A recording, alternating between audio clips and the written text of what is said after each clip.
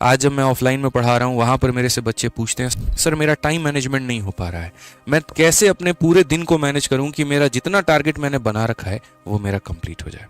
तो भाई मेरे सबसे पहले ये जो खिचड़ी और ये जो रायता फैल रखा है इसको समेटने की थोड़ी कोशिश करो। और कैसे कर सकते हो? पॉइंट नंबर 1 कि अपने गोल्स को क्लियरली सेट करो कि भाई यहाँ पर आपका गोल क्या है। आपका क्या गोल यूपीएससी है, क्या आपका गोल एसएससी है, और एसएससी में भी क्या सिर्फ और सिर्फ आप डिवोटेड हैं सीजीएल के लिए और सीजीएल की भी तैयारी कर लेते हैं। पहले तो आप यहाँ पर फिक्स कर लीजिए कि अगर आप दोनों की तैयारी करने वाले हैं तो आपको यहाँ पर कितना समय लगने वाला है, क्या दोनों के दोनों को आप साथ में लेकर के चल सकते हैं, क्या दोनों पर आप समय दे सकते हैं, क्या एक से दूसरे का नुकसान होगा तो कितना होगा और किस हद तक होगा, ये सारी बातें। तो अपने गोल्स को सेट करो वहाँ पे। उस गोल्स के अंदर में भी छोटे छोटे सब गोल्स आपको बनाने पड़ेंगे, अलग अलग सब्जेक्ट के आपको टारगेट देने पड़ेंगे कि मुझे इसमें इतना तक पढ़ना है, मुझे इसमें ये क्लास लेनी है, मुझे मैथ्स के लिए 51 दिन मैराथन फॉलो करना है, या ये बैच फॉलो करना है, ये यूट्यूब की वीडियो देखनी है, और सारे सब्जेक्ट में आपको अपने टारगेट डिसाइड करने होंगे। ठीक है। दूसरा बात अगर हम बात करें तो जो भी आपने गोल्स बनाए, जैसे मान लीजिए मैंने बना लिया कि इंग्लिश में मुझे 500 एरर लगाना है, रीजनिंग में मुझे जो है सीरीज के 200 क्वेश्चंस लगाने हैं, और मैंने एक पेपर में लिख लिया पूरा का पूरा। ठीक है। अब उसके बाद में उसमें आपको अपने टास्क को प्रायोरिटाइज करना है। दिल से बताऊं भाई एक बात, तो ये जो वीडियो है ना, मैंने जिस तरीके से प्रिपरेशन किया था वो मैं आपको अपनी स्ट्रेटजी बता रहा हूँ, मैं ऑनेस्टली बता रहा हूँ। जो मेरे अपने खुद के तरीके होते थे उसी को मैंने पूरा डिज़ाइन किया। ठीक है। कौन किस तरीके से पढ़ता है, कैसे पढ़ता है, उससे मुझे कोई फ़र्क नहीं पड़ता। जिस तरीके से मैंने 5 सरकारी नौकरियां निकाली हैं, आज मैं आपको अपनी रणनीति बताने जा रहा हूँ। तो मेरा सबसे पहला काम ही होता था कि मैं अपने गोल्स को सेट करूंगा कि भाई ये मेरे काम है, उसमें प्रायोरिटाइज करूंगा। यहाँ पे प्रायोरिटाइज का मतलब कि जैसे मान लीजिए पहली प्रायोरिटी मेरा सिलेबस कंप्लीट करना होता था और दूसरी प्रायोरिटी उसके सेक्शनल मॉक टेस्ट और मॉक टेस्ट देने होते थे। तो प्राथमिकता दीजिए कि कौन सा काम पहले करना जरूरी है। उल्टे सीधे काम अगर आप करेंगे, उल्टी सीधी प्रायोरिटी आप देंगे कि पहले मॉक दे देते हैं और फिर बाद में पढ़ेंगे, तो ये सबसे बड़ी गलती हो जाएगी। ठीक है। इसमें क्या होगा मेरे भाई, जब आप मॉक देने जाओगे तो आपको ऐसा लगेगा यार सिलेबस कंप्लीट करना है, सिलेबस कंप्लीट करने जाओगे तो लगेगा यार बाकी बच्चे मॉक दे रहे हैं, मैं क्यों ना दूं, मैं मॉक दूंगा। ये खिचड़ी बन के रह जाएगी। तो अपने टास्क को पूरा प्रायोरिटाइज करके रखो कि अर्जेंट ज्यादा कौन है, फिर उससे कम अर्जेंट कौन है, फिर उससे कम अर्जेंट कौन सा है। ठीक है। तीसरा अगर बात करें तो डिस्ट्रैक्शंस को टाटा बाय बाय कहना पड़ेगा। एक वक्त आता है मेरे भाई जहां पर आप कुछ भी करें तो बड़ा अच्छा लगता है। आप रील देखो, आप वर्ल्ड कप का मैच देखो, आप आईपीएल देखो, आप बिग बॉस देखो, सब कुछ देखो, बड़ा मजा आता है। लेकिन एक वो भी वक्त आता है जहां पर आपको इस अपने आप को पूरी दुनिया से सोशली कट आउट होना होता है, सारी दुनिया को टाटा बाय बाय कहना होता है और सिर्फ अपने आप पर फोकस करना होता है। जो मेरे पेपर के आखिरी के 60 दिन थे, मैं आपको बता रहा हूँ, मैं सिर्फ और सिर्फ कमरे से खाना खाने के लिए बाहर निकलता था और उसके अलावा मेरे भाई कोई काम नहीं था। वॉशरूम सारा रूम के अंदर में ही था मेरे भाई, अटैच ही था वहां पे। तो बस अपना पूरे दुनिया से कोई मतलब ही नहीं है, बाहर जाना ही नहीं है, कहाँ घूमना क्या घूमना, कोई शॉपिंग नहीं, कोई सोशल मीडिया नहीं, क्योंकि मुझे पता है कि अगर ये 60 दिन मैंने अपने आप को नहीं दिए ना तो मेरी जिंदगी मुझे दोबारा मौका नहीं देने वाली है। वो एक अटेम्प्ट मेरा नहीं छूटेगा, वो मेरा पूरा 1 साल पीछे छूट जाएगा। दोस्तों के सिलेक्शन के स्टेटस मैं देखूंगा और बस यहाँ पर देख करके अपने आप को कमरे में कैद करता चला जाऊंगा, अपनी इच्छाओं का दमन करता चला जाऊंगा। वो काम मुझे नहीं करना है। दूसरों से एग्जाम्पल नहीं लेना, अपना एग्जाम्पल सेट करना है। और यहीं के सारे डिस्ट्रैक्शंस, अगर आप फोन पर बहुत ज्यादा बात कर रहे हैं उसको कम करिए, अगर आप अन्यथा कोई फालतू का काम कर रहे हैं उसे कम करिए, कहीं पर फुल टाइम जॉब कर रहे हैं उसे हाफ टाइम पर लेकर के आइए। मतलब उतना ही फोकस बाकी चीजों पर देना है जितनी आवश्यकता हो। खाना खाने में 10 मिनट लगते हैं तो 10 मिनट ही दो, 1 घंटे खाना मत खाओ। ठीक है, कि पता चले 1 घंटे तक खाना खा रहे हैं, रील देख रहे हैं, चाय पीने गए लाइब्रेरी के नीचे तो 1 घंटे लगा दिया, फालतू का कोई काम नहीं। टाइम लिमिट सेट करना बहुत जरूरी है।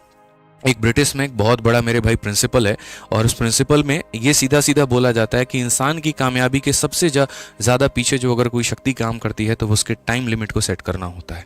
मतलब आप ऐसे मान करके चलो कि मैं निकल गया बस कहीं पर घूमने और मुझे पता ही नहीं कहाँ जाना है, तो ये जर्नी कभी भी सक्सेसफुल नहीं होगी, कभी इंटरेस्टिंग नहीं होगी। मंजिल का पता होना तो सफ़र के मज़ा जो है वो अलग ही आता है।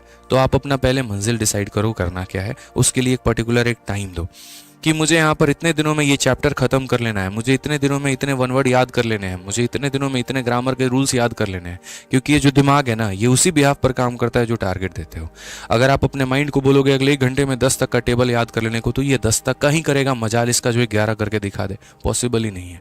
हमेशा माइंड उस लिमिट तक ही काम करता है, उससे ज़्यादा का काम करता ही नहीं है।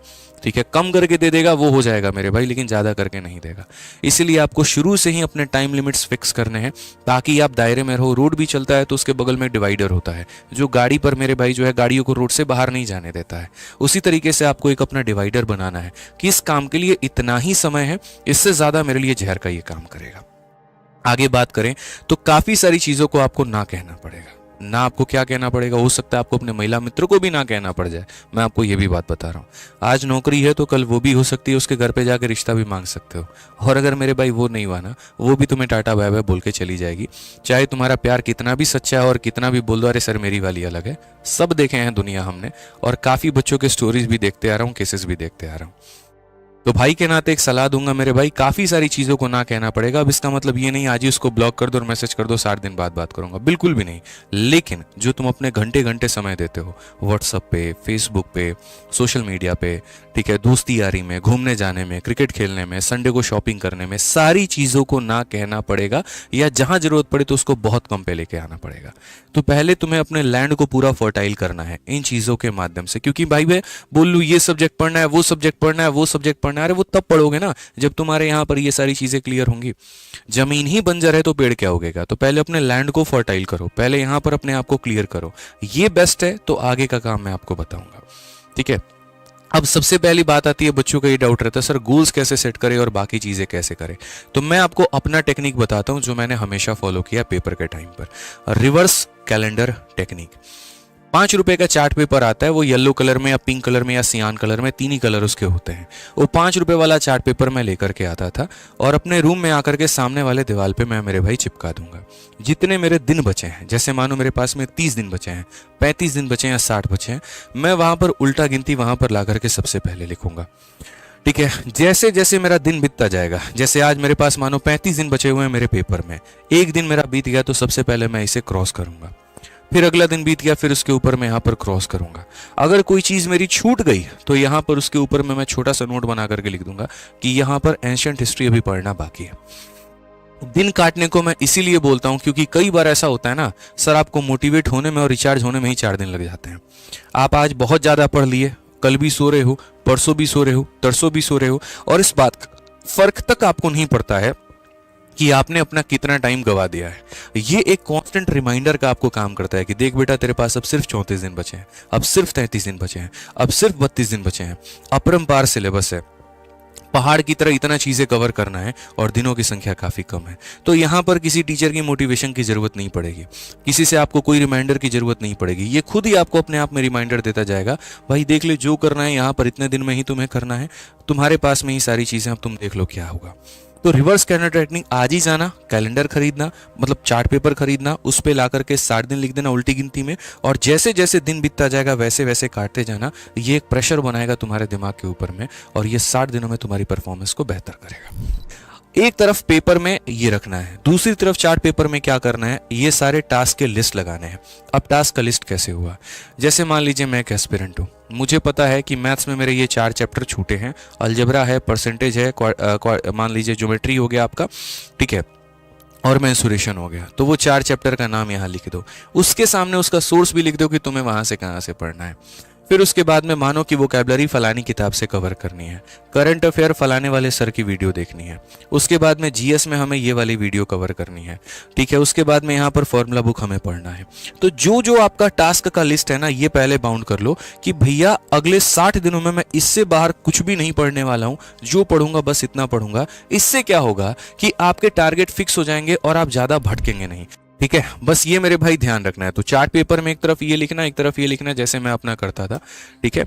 अब उसके बाद बात करते हैं, इसमें जो मैंने एक यहाँ पर टू डू लिस्ट बनाया था ना, यहाँ पे जैसे ये टू डू लिस्ट था पूरा का पूरा और ये सारा चार्ट था, इसमें आप यहाँ पर छोटे छोटे ऐसे पैचेस भी लगा सकते हो।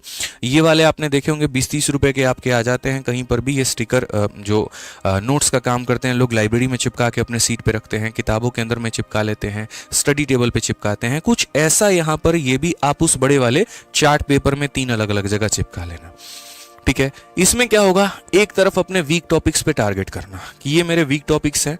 भाई दवा भी डॉक्टर तब देता है जब बीमारी का पता हो, बीमारी का पता ही नहीं तो दवा किस चीज़ की खाओगे। तो आप अपने लिए अपने डॉक्टर खुद ही हो, आपको अपनी बीमारियां खुद ही यहाँ पर लिखनी है, ताकि अगर इसका इलाज कर लिया तो तुम्हारे सारे लूपहोल्स फिल हो जाएंगे और स्कोर में एक जबरदस्त इजाफा आएगा। पहले अपने आप में ये एक्सेप्ट करना सीखो कि ये मेरा वीक है, तभी तो उस पर काम करोगे। ठीक है। दूसरा मेरे भाई, जो टॉपिक्स आपके छूट गए हैं, जो टॉपिक आपने छोड़े हैं, एक तरफ आप वो लिख देना, क्योंकि इस 60 दिनों में आपको इस पर काम करना है, इस पर भी काम करना है। और तीसरा मेरे भाई, जो मस्ट डू है, ये इस पे ऊपर भी काम करना है। मस्ट डू वही जो मैंने कहा था कि मोस्ट प्रायोरिटी जिसको हम देंगे यहाँ पे। ठीक है। ये